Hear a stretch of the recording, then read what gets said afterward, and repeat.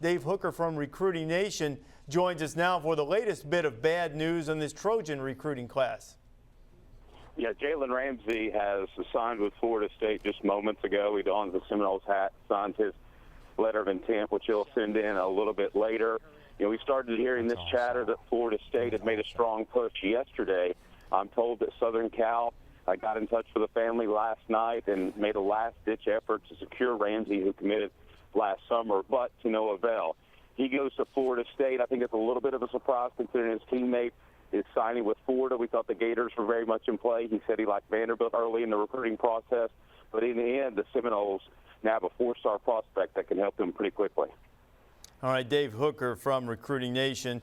The latest is Jalen Ramsey, number 14 in the ESPN 300, will not go to USC, instead going to Florida State, so a good pickup for Jimbo Fisher, but it's continuing a theme during this recruiting cycle for Southern California. Of course, USC is under scholarship reductions this year. They can't, I think the number we had was 18, counting back counters, but USC miscalculated. Some of the guys that they had told could be early enrollees, when that time came at midterm, there was no spot for them to enroll due to those scholarship reductions. As a result, they've now lost 7 guys since the end of the season, once committed to them, that have decided to go on somewhere else. Shelly Smith is joining us now. She's covering USC today.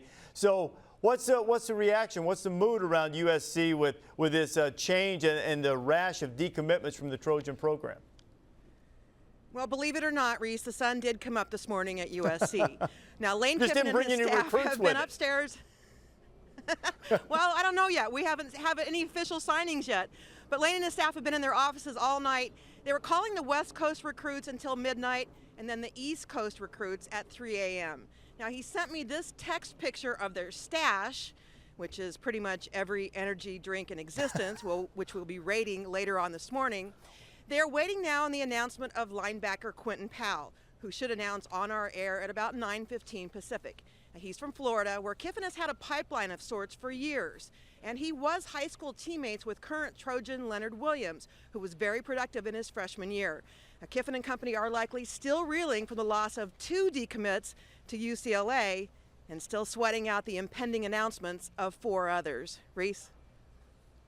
All right, Shelly, so USC still, the guys that they have, the limited numbers, have been or are excellent players. Shelly Smith will keep us up to date from Los Angeles throughout the day here on National Signing Day. So as you look at this now, Thomas, to bring you guys back in, what's the impact of USC losing these guys?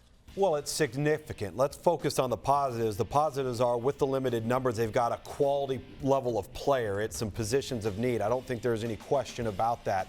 The downside here is, will there be enough of them over the course of 2 to 3 recruiting classes successfully to put together a roster that's going to have enough depth and enough overall talent? And that's saying that you're not going to have injuries, you're not going to have defections, you're not going to have guys pan out. That's creating a perfect world painting. So I think that any time that your numbers are reduced, and we'll talk about this today, your margin of error narrows significantly. You can't afford to miss. You'd optimally like to have an 80% success rate on a great year, probably going to be closer to 60, 65%. If you're only bringing in 15 to 18 guys, 60 to 65% is not going to cut it for you. Lane and his staff know it. It's a big dilemma. They're going to have to navigate around it, and it's part of reality right now if you're a Trojan. There's 2 big issues I see. One is when you lose recruits, but when you lose recruits with somebody you're going to have to play. So if they defect from USC to UCLA, it's not only they're not going to have them, they're going to have to play against them. And those kids will have a chip on their shoulder. The other thing we've talked about for years is when you have a depleted roster, whether you have 75 scholarships or whatever the case may be, you can't practice the way you want to practice. You can't hit as often for fear of injury. And so what happens is, and ask Monty Kiffin about how can you teach defense? How can you play great defense if you don't have enough people to hit on a daily basis or in fall camp and spring ball as much as you would like? And that's what's cost them more than anything else. It's so difficult for everybody to understand how difficult it is to overcome this cloud of NCAA sanctions and the sanctions that are there. You see it, what Al's dealing with at Miami, what Lane's dealing with at USC. So that's number one factor. But then the second thing is the energy of a program is so important. And all of a sudden, the disappointing finish that happened, the negativity starts coming, and then the success UCLA's having to flip it, all of a sudden, there you go. And then your momentum equals energy. That's it. And when you start losing that energy and things become negative around your program, it's so difficult to overcome it without some great win.